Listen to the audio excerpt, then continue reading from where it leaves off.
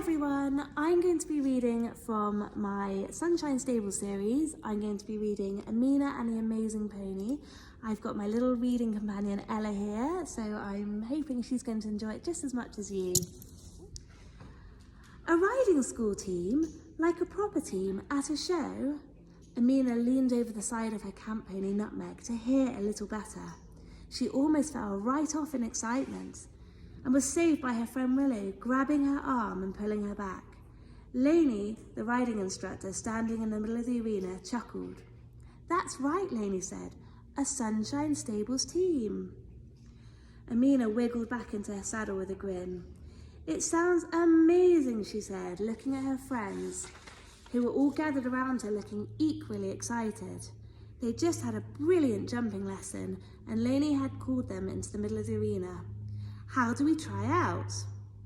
"Well," Lainey looked thoughtful, "in a day or so, I'll hold a little trial. I've already got 4 members who are regulars, so it was only fair to offer them a place. But I've got a remaining spot and would love one of you camp members to fill it." There was a buzz of chatter and Amina looked around her happily. She was already having the best ever time at Sunshine Stables Pony Camp. It was held at the local riding school, Vale Farm, which Lainey owned, and now it was about to get even better. The riding school was a slice of pony heaven just outside town, lovely old brick stables, and a cobbled yard with chickens scratching about, a pet sheep, and paddocks full of the most gorgeous ponies. A few years previously, Lainey had come up with a brilliant idea of running camps for children who didn't have their own ponies, so they could look after one of the school ponies as if he or she was their very own for a whole week. Amina had been paired with Nutmeg, one of Vale Farm's tiniest residents. But just like Amina, what she lacked in height, she more than made up for in sparkly personality. Sounds very familiar. "It sounds great," Jess, one of Amina's friends, said, "but I'll sit this one out if that's okay." Lainey gave her a kind smile. Jess had just helped rescue a beautiful pony called Bandit who needed some rehabilitation following a diagnosis of stomach ulcers. She was riding another pony called Sorrel in the meantime, but Amina knew she would rather wait her turn to ride Bandit, with whom she'd formed a really strong bond. But instead of feeling sad, Amina felt relief that Jess, one of the best riders at camp, had already been eliminated from the competition. "Of course," Lainey said warmly, "you and Bandit will have your turn soon." She clapped her hands. "So Jess aside, who's up for trying?" Everyone else's hands shot up, including Willow's, Poppy's, Sophie's and Gracie's, all of Amina's best camp friends alongside Jess. In a short space of time, the girls had already had loads of adventures. They'd bonded on their first day after finding an old horseshoe under the oak tree in the yard and hanging it up above their camp beds in the barn where they all slept. Amina knew they'd remain good friends, especially as some of them were going to be carrying on with riding lessons at Vale Farm or helping there on Saturday mornings. "Me!" Sophie yelled. She rode a gorgeous but cheeky Exmoor called Gorse. Sophie was the joker of the gang, and she and Gorse suited each other brilliantly. "And me," Gracie grinned, giving her pony Bobby a pat. Gracie and Bobby had got off to a tricky start, but after bonding over a lost kitten were now the best of friends. Amina knew it would be a chance for Gracie to show everyone how far they'd come.